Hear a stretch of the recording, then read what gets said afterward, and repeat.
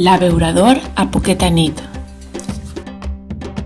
A les profundes planes d'Àfrica vivien uns animals molt tristos.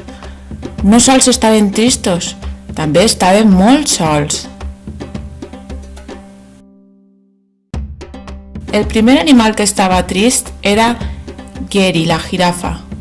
Passava els seus dies mastegant fulles de les branques dels arbres. Un dia va aparèixer per ahí Molly, el mico. «Hola, Geri, la jirafa. Què fa que estigues tan trista?» «Estic trista perquè estic sola. Em passo el dia mastegant fulles de les branques dels arbres. Mai conec o parle amb algú. Ser tan alta em dificulta fer nous amics». Molly el mico va tindre una idea. No volia veure a Geri la jirafa tan trista. «Ja ho tinc!», va dir Monkey el mico. «Necessites baixar a l'abeurador a poqueta nit», va dir Monkey el mico. Els animals es reuneixen a l'abeurador. «És segur que faràs nous amics».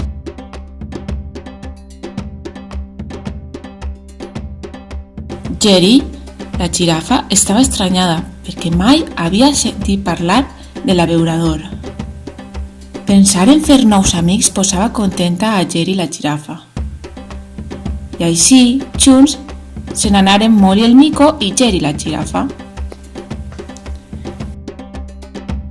El segon animal trist a les planes d'Àfrica era Harriel, l'hipopòtama.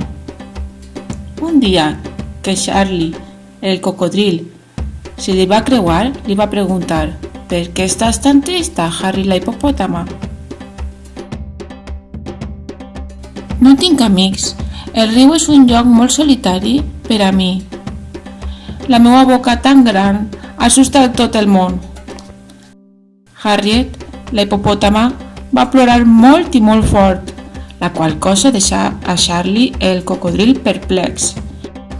Volia ajudar a Harry, la hipopòtama. Charlie, el cocodril, va tindre una bona idea per ajudar a Harriet, la hipopòtama.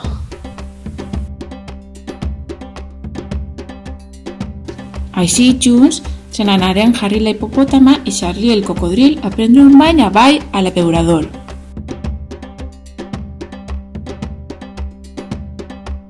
El tercer animal trist a les planes d'Àfrica era Leo, el lleó.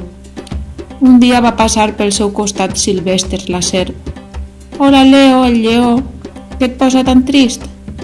«Estic trist i sol. No tinc amics. El meu rugit espanta fins i tot als més grans animals a les planes d'Àfrica». «Oh, benvolgut Leo, el lleó. A Sylvester, la serp, no li agrada veure tan trist». Sylvester, la serp, va tenir una bona idea. «Ho tinc», va dir la serp.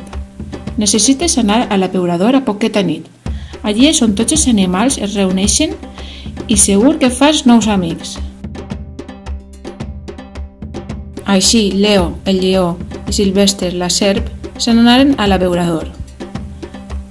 La poqueta nit va arribar i tots els animals africans arribaren a beure l'aigua, xerrar i fer amics.